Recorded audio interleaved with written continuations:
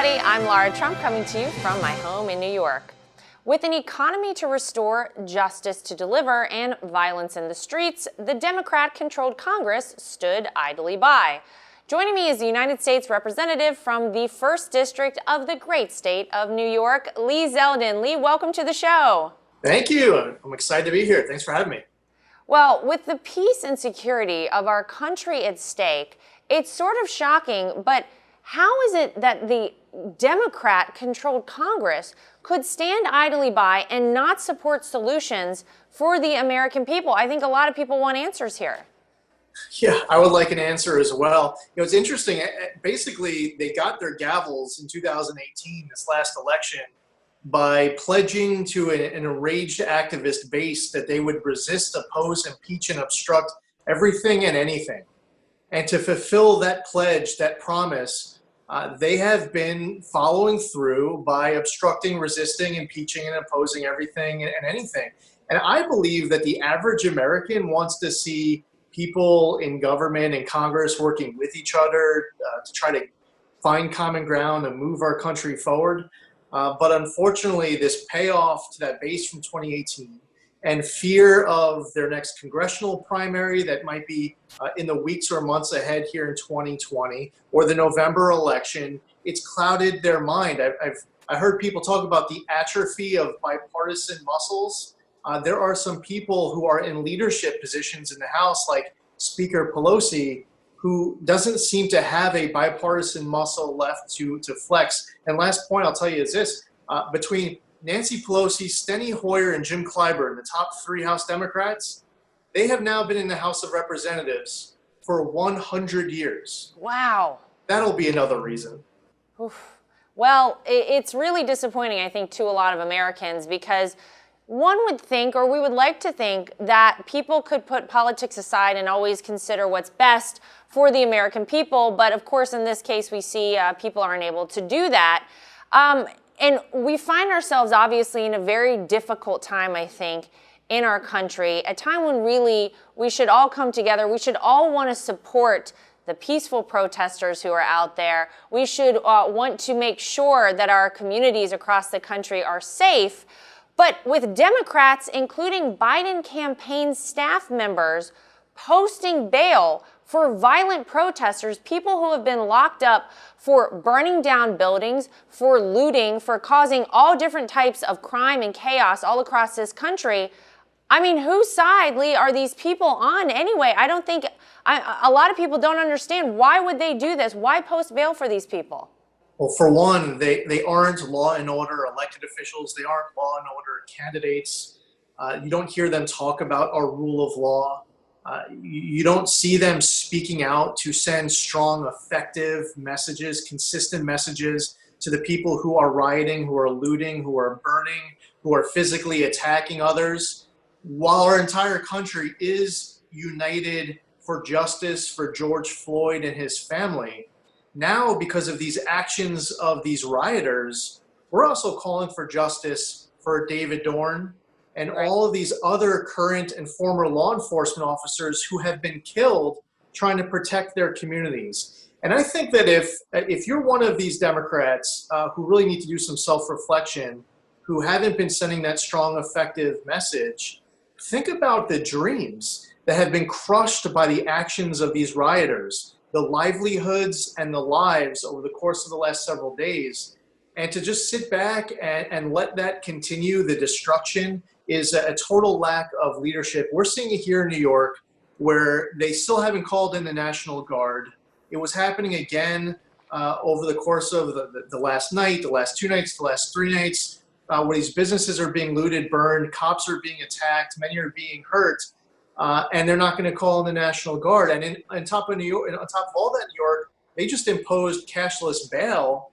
So as a law, if you do any of these crimes that we have been witnessing, folks can go straight back out onto the street without any consequences. They don't even need Justin Timberlake to bail them out. Yeah, truly unbelievable.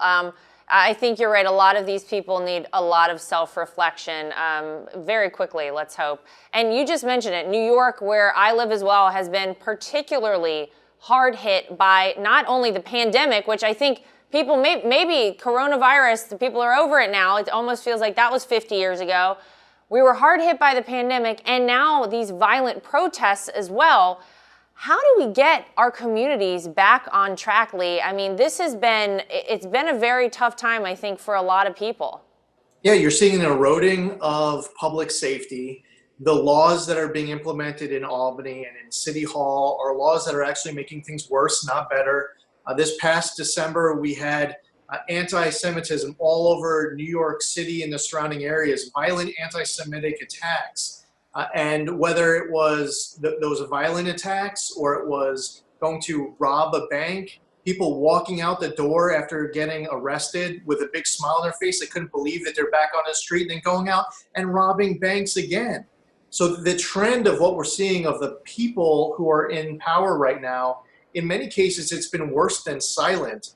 They actually are speaking up to encourage it. And you could see from their rhetoric that they are concerned about their left flank for primaries. It's about their selfish pursuit of power, and they're refusing to lead. My background's the military, and you look up to those senior officers, those command sergeant majors, those sergeants who are leading young men and women into combat.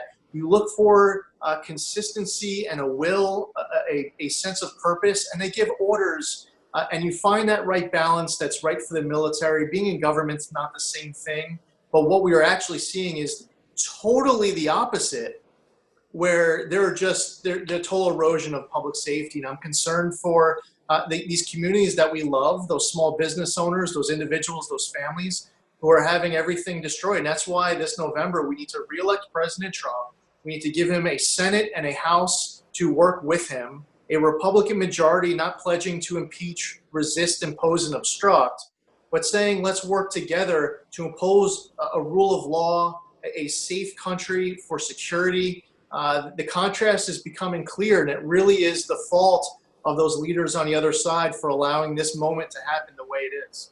Yeah, I think you make a great point. I mean, we need to take a look at just how these communities, a lot of these cities have been run. They've all been run by Democrats who are refusing to enact the law. They're refusing to uphold the law. They're refusing to arrest people who have committed these crimes. It's shocking that it happens, but it's all the more reason that people need to take every election very, very seriously. And whether we're talking about electing a president or, as you're saying, Congress, or even looking at, where I live in New York City, I mean, it's very important to make sure that your elected officials are going to be there when you need them and are going to do the right things for your community.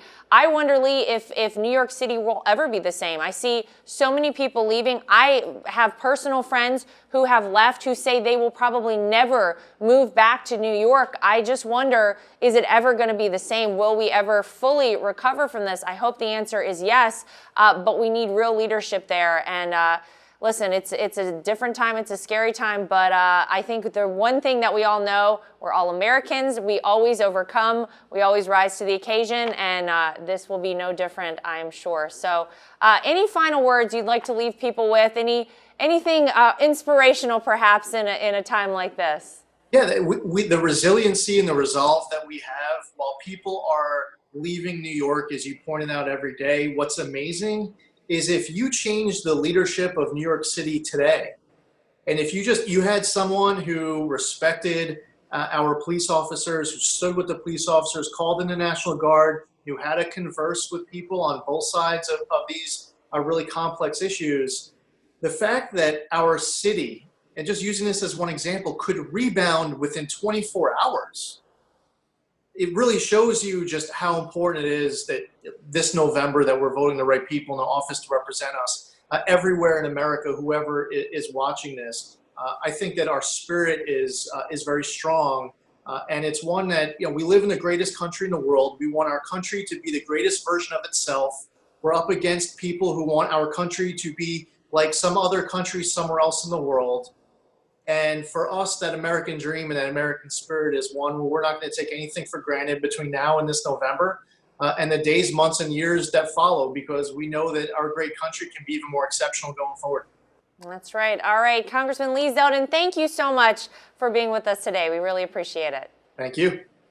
As Democrats in Congress sat on the sidelines, President Trump was delivering solutions for peace and security. That's the real news for today. If you'd like to get involved with Team Trump, go to donaldjtrump.com or download the official Trump 2020 app from the App Store or the Google Play Store. I'm Laura Trump, coming to you from my home in New York. Thanks for joining us, everybody.